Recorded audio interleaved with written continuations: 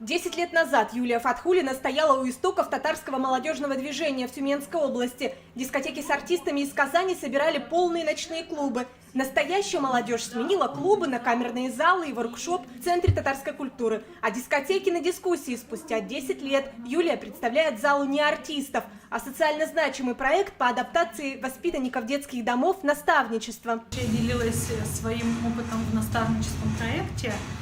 И то есть я почувствовала, что это вызвало интерес у ребят и чуть-чуть, возможно, даже напугало.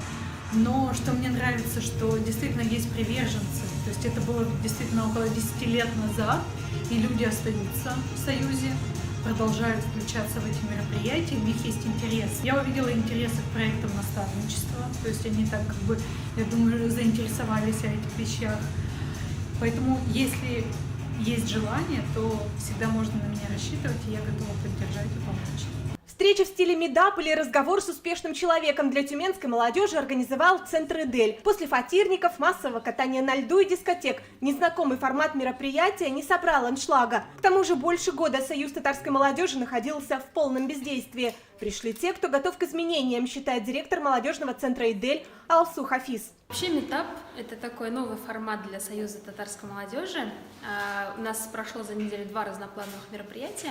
То есть кто захотел, пришел на концерт, кто захотел, пришел туда, где нужно немножечко подумать и поучаствовать в дискуссии. Это формат встречи с известным человеком, таким, на которого можно равняться.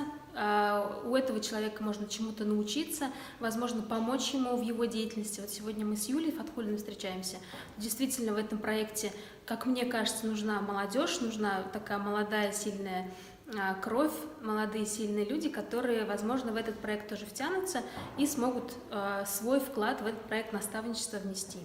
Кроме новых и старых активистов молодежного движения, интерес к проекту наставничества проявил бизнесмен и учредитель благотворительного фонда «Баракат» Ринат Насыров. Многие годы он поддерживал и направлял молодежное татарское движение. Поэтому роль и ответственность наставника ему знакомы не понаслышке. Свою жизнь вижу с вами, с молодежью, помогать, оказывать содействие, ну и сами подкрепляться вашей энергией, которая у вас всегда бьет через край. К проекту они определились с выбором профессии, научились мечтать и достигать целей. Сегодня за опытом к Юлии Фатхулиной обращаются регионы России, страны СНГ и США.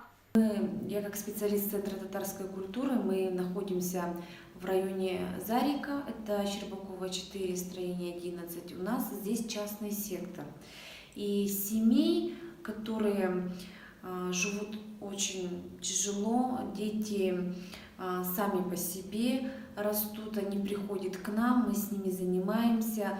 И хотелось бы тоже создать какой-то полезный, нужный, интересный проект, чтобы эти дети ходили к нам. При знакомстве говорю, что работаю учителем в среднеобразовательном учреждении.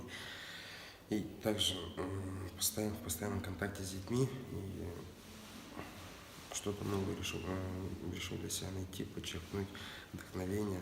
То есть идет разные периоды профессионального перегорания. Что-то новое нужно было найти, чтобы двигаться дальше. То, что у активистов Союза татарской молодежи есть приверженность к родной культуре, Юлию Фатхулину радует. Для движения вперед, считает гостья, нужен новый мировой опыт. Надо привносить и расширять кругозор. То есть это моей является вообще ключевой вещью, как и в работе с детьми. То есть больше показывать мира, больше показывать каких-то таких мировых вообще вещей, чтобы это вдохновляло и татарскую молодежь развиваться. Очень много путешествовать, общаться с людьми разных национальностей, разных культур. Первая встреча в формате разговорного клуба завершилась лидерским тренингом из программы Центра «Эдель» от Алсу Хафиз. Как участники встречи используют полученный опыт или снова уйдут в спячку, покажет активность Союза татарской молодежи Тюменской области. София Хайруллина, Рустам Салтукиев, ТНВ Тюмень.